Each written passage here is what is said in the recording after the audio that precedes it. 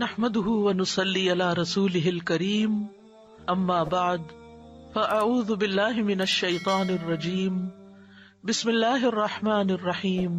30 میں بھی پڑھتے ہیں کہ نبی صلی اللہ علیہ وسلم نے فرمایا جو شخص 10 بار قل هو اللہ احد پڑھتا ہے اس کے لیے جنت میں ایک محل بن جاتا ہے۔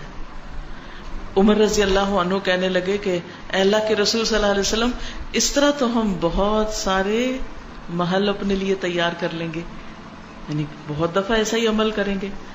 آپ نے فرمایا اللہ کے پاس اس سے بہت زیادہ ہے، بہت اچھا ہے، یعنی تمہارے گمان سے کہیں زیادہ ہے اس کے پاس۔ اور پھر آپ دیکھیے کہ ایک اور شخص کے بارے میں آتا ہے کہ وہ ایک بار ساری رات اسی سورت کی تلاوت کرتے رہے، اسی کی تکرار، اسی کی تکرار، اسی کی تکرار، قل هو اللہ احد اللہ الصمد لم یلد ولم یولد ولم یکن لہ کفوا احد۔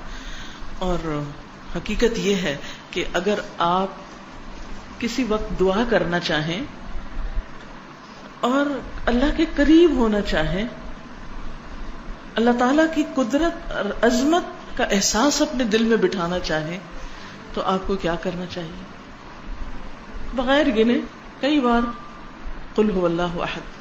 اگر آپ کو ریاکاری کا ڈر ہے، شرک کا اندیشہ ہے، شرک سے ڈرتے ہیں، اپنے اندر اخلاص پیدا کرنا چاہتے ہیں تو اسی صورت کو پڑھیں، بار بار پڑھیں، اور پھر اس کی تاثیر آپ دیکھیں، یہ کرنے سے پتہ چلتا ہے۔ نبی صلی اللہ علیہ وسلم کو جب یہ بات پتہ چلی کہ وہ ساری رات یہی پڑھتا رہا تو آپ نے اس کو منع نہیں کیا۔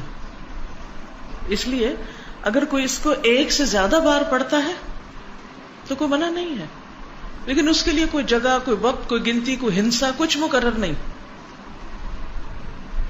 کیونکہ ایک ہی آیت کا یا ایک سورت کا بار بار پڑھنا انسان کے اندر اس کا فہم زیادہ کرتا ہے، اس کے اندر غور و فکر اور تدبر زیادہ ہو جاتا ہے۔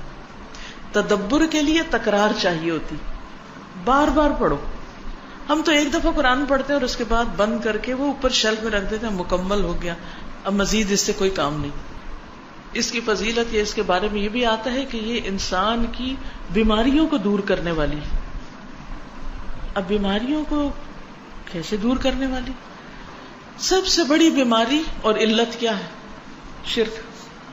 سارے غم ہی شرک کی وجہ سے آتے ہیں، ساری مصیبتیں شرک کی وجہ سے آتی ہیں، اللہ سبحانہ وتعالیٰ کی ناراضگی شرک کی وجہ سے آتی، چاہے شرک اکبر ہو چاہے شرک اصغر ہو۔ شرک اکبر تو بتوں کو پوجنا، اور شرک اصغر کیا؟ ریاکاری کرنا، دکھاوے کے کام کرنا، اپنے نیک کاموں پہ فخر کرنا، لوگوں کو بتانا کہ میں کیسا کیسا نیک ہوں۔ تو اس کا علاج کیا ہے کہ انسان قل هو اللہ احد پڑھے۔